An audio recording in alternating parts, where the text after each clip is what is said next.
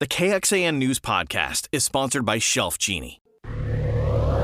Texas lawmakers take on school safety in the shadow of another deadly shooting. It really takes the wind out of our sails to think of what these families are going through in Nashville now, what we've been through before. We look closer at the bills that aim to protect Texas children and why some worry the legislation is missing important needs.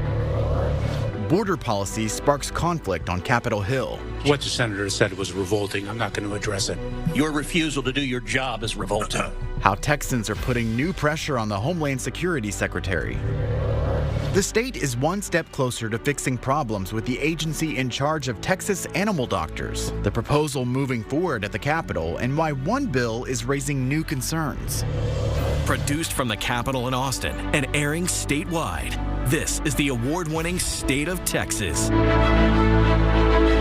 Hello, and thank you for joining us. I'm Josh Hinkle. News of yet another deadly school shooting is sending shockwaves across the country, even in the Texas Capitol. This time, it happened in Nashville. The shooter targeted a private Christian school, killing 3 adults and 3 children under the age of 10. Police killed the suspect, who shot through a glass door to enter the school. It happened on the same day Texas lawmakers took up bills to improve school safety after last year's deadly shooting at Robb Elementary in Uvalde. Ryan Chandler shows how the news affected people who came to the Capitol to advocate for protecting students. Just like all of them, it goes from 1, 2, 3, 4, and it just keeps rising. Every time the headlines count yet another death toll, Scott Rice knows just how that feels. And it's just a gut punch. His wife, Flo, was shot in Santa Fe High School 5 years ago. On the way to the Texas Capitol on Monday to advocate for school safety reforms, as they've done ever since, they heard the news. And it really takes the wind out of our sails to think of what these families are going through in Nashville now, what we've been through before, and just that it's never going to end. Scott is hopeful that some of the 17 bills the Texas House is considering will prevent that from happening again. I think we're on the right track. I think making officers available in every school in Texas is a start. House Bill 3 would implement sweeping new security requirements in Texas schools and mandate districts place an armed security officer in every campus. Chief Charles Ramirez protects students in Fort Worth every day. He says we still have a long way to go. They need to make sure that each campus meets the minimum standards for badge readers, for cameras, for locking doors. It's one of those things that some of the things come off as a suggestion instead of more of a mandate. The protections in House Bill 3 have wide bipartisan support. Victims like Scott and Flo hope they come before the next headline breaks. We don't know what to do, but we just keep trying. Ryan Chandler, State of Texas. Texas has been spending money to harden public schools for years. For example, the state increased spending after the 2018 shooting at Santa Fe High School. And just this summer, the state allocated $100 million after Uvalde.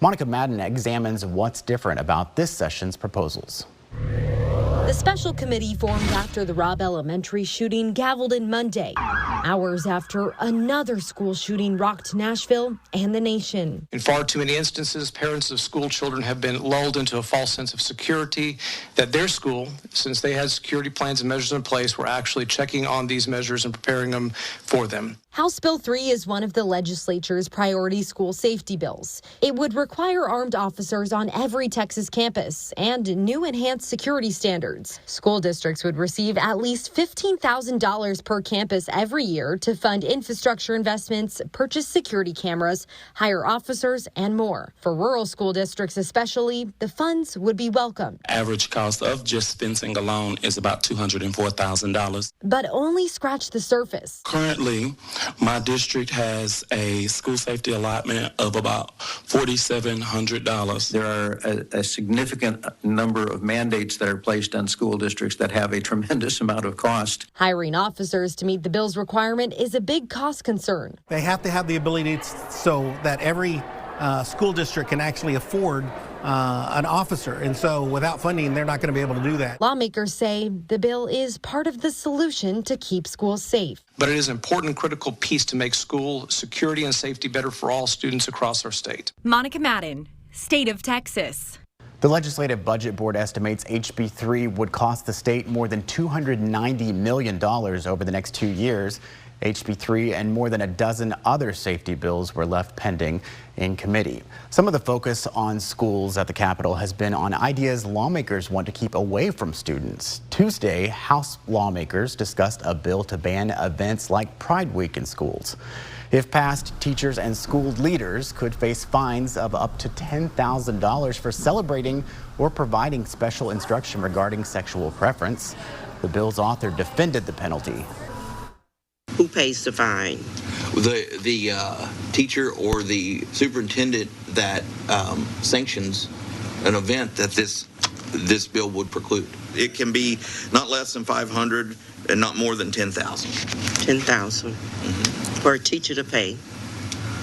When we pay, if they violate the law. When we pay the teacher $38,000 a year, so we'll take $10,000 for a fine for.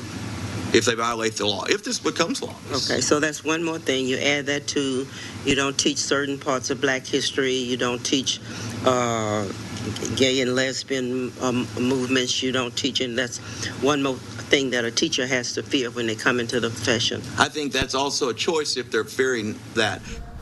The bill would also allow the State Board of Educator certification to revoke a teacher's license if they plan a Pride event. The bill was left pending in committee. Desperation and danger along the border. What's fueling a new surge of illegal crossings and the battle on Capitol Hill over what the federal government needs to do now? There's a bill advancing at the Capitol to better protect your pet. We dig deeper into the measure that would keep a closer eye on Texas vets. We, the public, need good veterinarians, and we deserve a good board.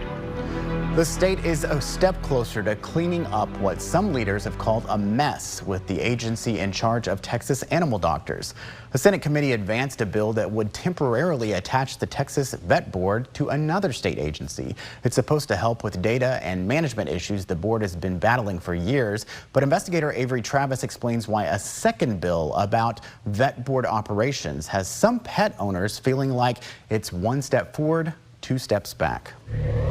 On behalf of the 20 million Texans with companion animals, I encourage you to pass this bill. It's not Judy Santerre's first time telling lawmakers she's worried about what's going on at the Texas Board of Veterinary Medical Examiners. She lost 2 animals, her horse and dog, to what she calls veterinary malpractice, and she wasn't happy with how the state board in charge of discipline responded. They have not ever, in all these years, they have not gotten their database up and running.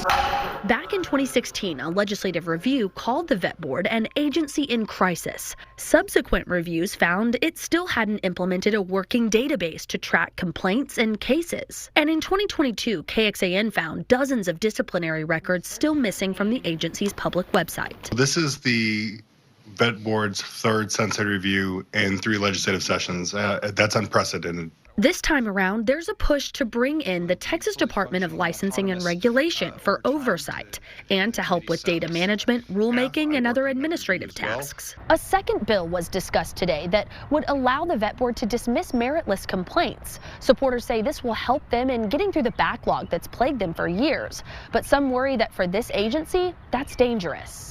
To give them supervision is a great thing, but if you take away a lot of what they're supposed to do before you do that, seems to be pointless. But Dr. Jody Long, practicing vet and president of the association advocating on behalf of the industry, says it's all a part of helping the board be successful. Having those frivolous cases that come through just take up very finite resources that the board has. Any concern that by adding more dismissal power, that some of those serious cases actually won't get justice? Right, and that's where TDLR can come in on the administrative side to help get processes in place so that doesn't happen. Avery Travis for State of Texas.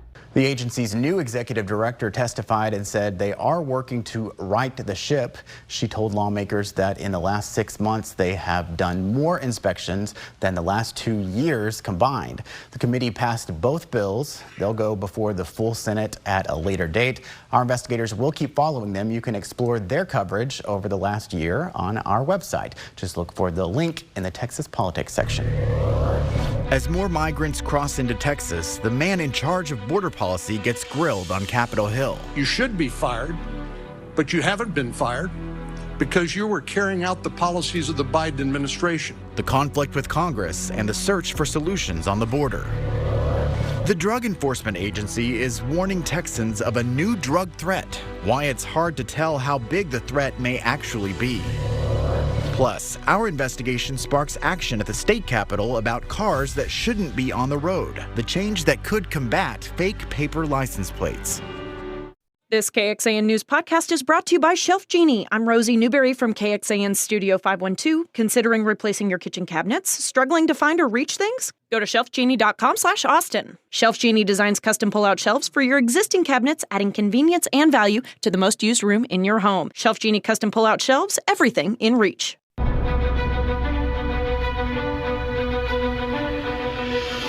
A deadly fire at an immigration processing center in Ciudad Juarez is putting new focus on the danger facing migrants trying to enter the United States.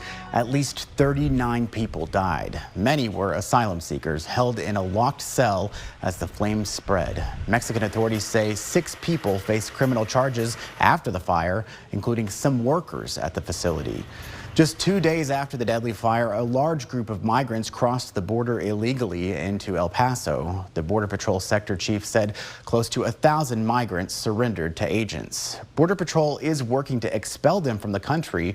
Reporter Shelby Capp found that many who crossed received false information that they'd be allowed to stay. Here you can see the groups of migrants walking along the border, saying they heard they would be able to cross into the United States.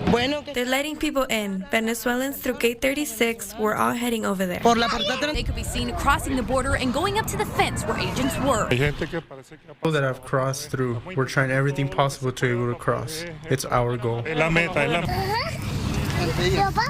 Border Patrol says hundreds, mostly from Venezuela, surrendered themselves to agents after making illegal entry, but says Title 42 is still in place and migrants from certain countries, including Venezuela, are still subject to expulsion. Border Patrol here in El Paso, we are still operating under the CDC's Title 42 authority. Those migrants that are not amenable to Title 42 will be processed accordingly, and those with no legal basis to remain in the United States legally will be placed into removal proceedings. Our crews in Juarez reported seeing migrants leave and head towards the border from the memorial that was set up outside of the Juarez immigration facility, where close to 40 migrants were killed in a fire. Now, the Diocesan Migrant and Refugee Services says migrants in Juarez are getting desperate. When you have family members and friends who have been waiting months to try to seek asylum, who have been processed, have gone through the process of going through CBP-1 and trying to await an appointment, and they continue to have doors slammed in their faces. I think the desperation sets in. That was Shelby Capp reporting. Earlier in March, a large group of migrants was turned back when they attempted to make a mass crossing into El Paso. On Tuesday, Homeland Security Secretary Alejandro Mayorkas faced tough questions on Capitol Hill over border policy. Some of the most heated exchanges came from Texas Republicans. As Washington correspondent Anna Wernicke reports, he's facing new calls to resign. Mr. Secretary, I want to say to you right now, your behavior is disgraceful. Texas Republican Senator Ted Cruz didn't hold back Tuesday as he grilled Homeland Security Secretary Alejandro Mayorkas about the ongoing situation at the southern border. If you had integrity, you would resign. Illinois Democrat Dick Durbin gave the secretary a chance to respond. What the senator said was revolting. I'm not going to address it. Your refusal to do your job is revolting. The heated exchange was just one of many, with Republicans who blamed the Biden administration for the influx of migrants and fentanyl at the southern border. You should be fired, but you haven't been fired because you were carrying out the policies of the Biden administration. At a House hearing Wednesday, Mayorkas defended the administration, saying that the president's proposed budget includes critical resources needed to prevent illegal border crossings. We are very focused on filling the positions of the Border Patrol. But Iowa Republican Congresswoman Ashley Hinson says that won't be enough. The CBP chief is saying that you need 22,000 agents total to counter the crisis. That's a total of 3,000 more agents. This request only provides for 350 more. And Texas Democrat Henry Cuellar says every dollar Congress approves needs to be maximized. I just want to make sure that we put the focus and the monies where we need to look at and look at not 14th century solutions, but 21st century solutions. Anna Warnicki for State of Texas. State and national leaders are warning about what they call a zombie drug. Its real name is xylazine. The Drug Enforcement Agency says it's even more dangerous than fentanyl because there is no antidote.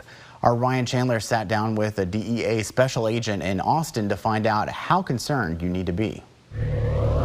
It's a deadly, skin-rotting zombie drug. Fearful warnings from Congress to the state capitol. It can really depress someone's heart rate, depress their breathing, knock them out. A veterinary tranquilizer, the DEA warns, is making illicit drugs even more dangerous and spreading across Texas. I can't go into the specifics about it, but we are seeing that xylazine is being used with fentanyl and other controlled substances, and some of those individuals have passed away. But the DEA couldn't provide specific data. Just so Texans have an idea of how concerned they need to be, though, is this in the tens, the hundreds, the thousands?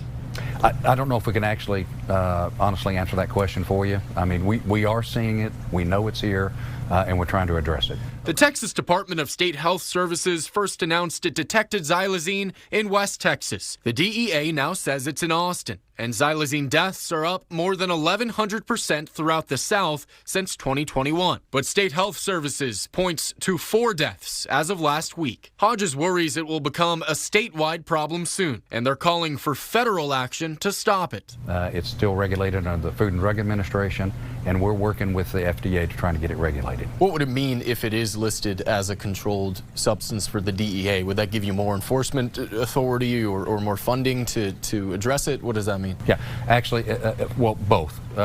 First of all, we'll get the funding that we need to address the issue, but more importantly, it'll give us the statutory authority to make arrests and do investigations. Ryan Chandler, State of Texas. Senator Schumer is calling on Congress to increase funding for the DEA's drug diversion teams, as well as more money for the Substance Use and Mental Health Services Administration. We've told you about efforts to make temporary license plates harder to counterfeit, but some lawmakers say the results are falling short. Within 1 hour of DMV's brand new, updated, new and improved paper tags that they put out last fall, within 1 hour, we had a copy on our desk of a fake paper tag. Now we look at the alternative proposal to replace these paper tags.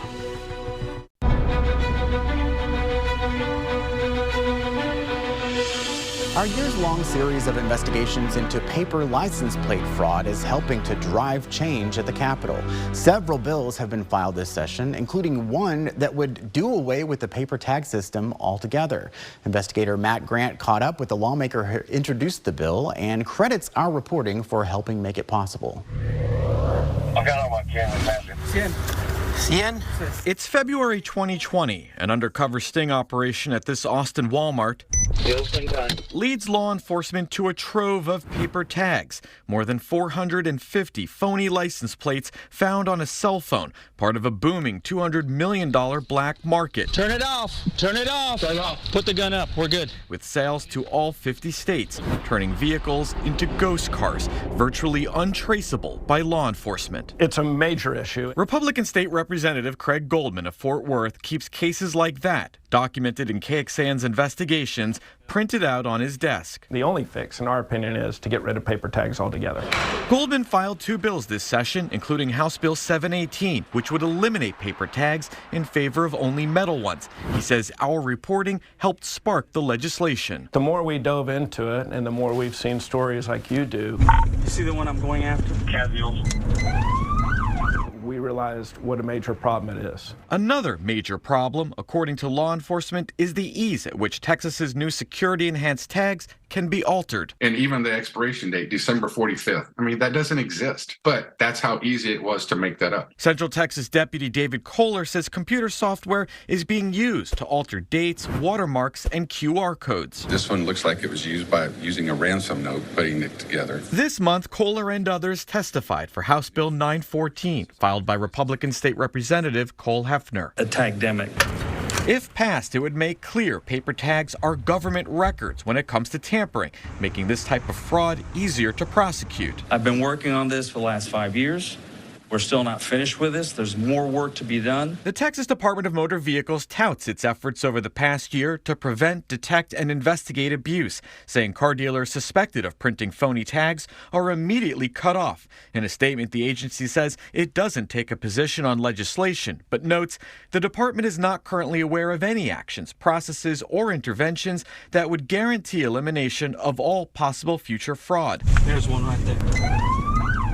Still, Goldman and others say more needs to be done to put the brakes on a runaway problem. After the Texas DMV unveiled its new security redesign late last year, Goldman says law enforcement sent him his own paper tag for a car that doesn't exist, sold by Craig Goldman Auto. Just to be clear, you don't own No, I do not own an auto dealership. That's exactly right. But other than that, everything on here is real, including the QR code. We're going to make it well known the problem that paper plates are in this state and how we need to get rid of them. Matt Grant, State of Texas. The Texas Automobile Dealers Association expressed concerns over storing and securing metal tags, along with not having enough inventory at the time of a sale. If the bill passes, it wouldn't take effect until March 2025. We will track this legislation. You can keep up with our complete coverage to see what led up to this hearing. We have a link in this story in the Texas Politics section, or use your smart device to scan the QR code on your screen to go directly to the page. Thank you again for joining us for State of Texas. I'm Josh Hinkle. We'll be back next week to bring you an in-depth look at Texas politics.